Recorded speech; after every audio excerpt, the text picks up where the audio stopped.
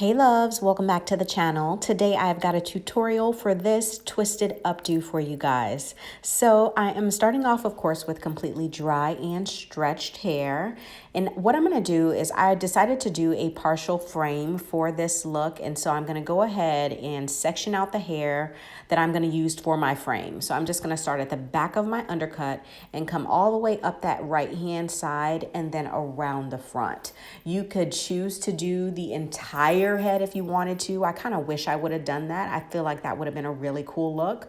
Or you can do a partial, or you don't have to do this at all. Really up to you guys.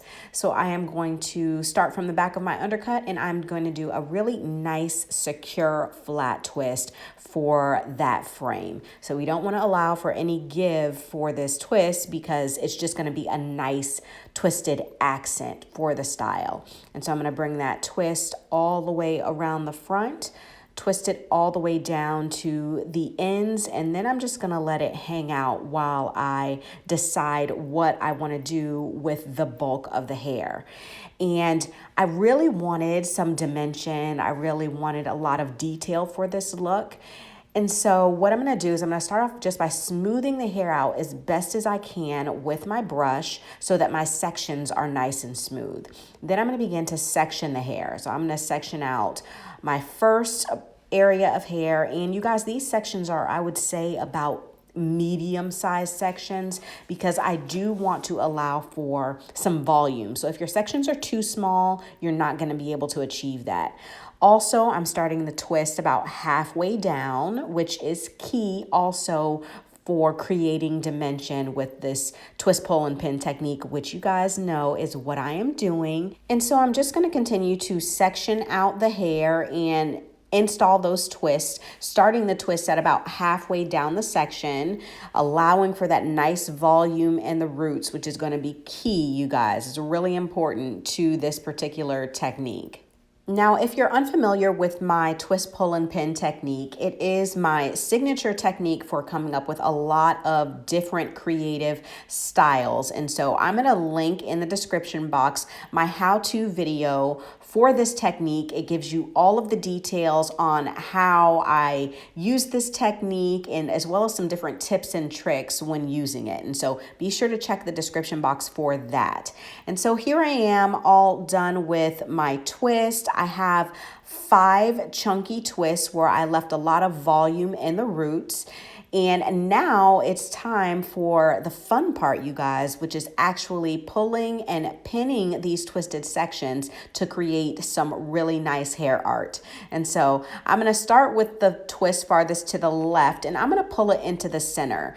And what you guys might notice in videos where I'm doing styles like this is I oftentimes like to pull the twist into the center. And I do that because it just really allows you to see the dimension in the twist that we've created by allowing that volume in the roots. Now with that chunky section up front, as I was pulling and pinning, I noticed that I just wasn't going to be able to get the detail that I really wanted. And so all I did was I split that section into 2 sections, and I'm going to pull one to the left and the other to the right. And that is really going to give me the detail that I was looking for. The more twists you have, the more dimension you're able to create.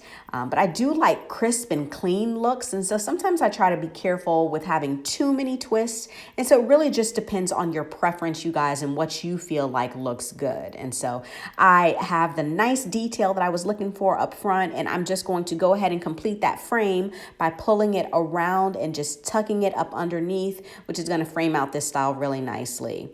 And I think the last thing I have to do is just pull and pin those 2 twists in the back, which is what I'm going to do right now. So I'm just going to turn around for you, and I'm just going to take each one of these, pull them up, and then tuck them into the middle, you guys. That's all I'm going to do with those. And again, you can pull and pin however you want, whatever looks good to you.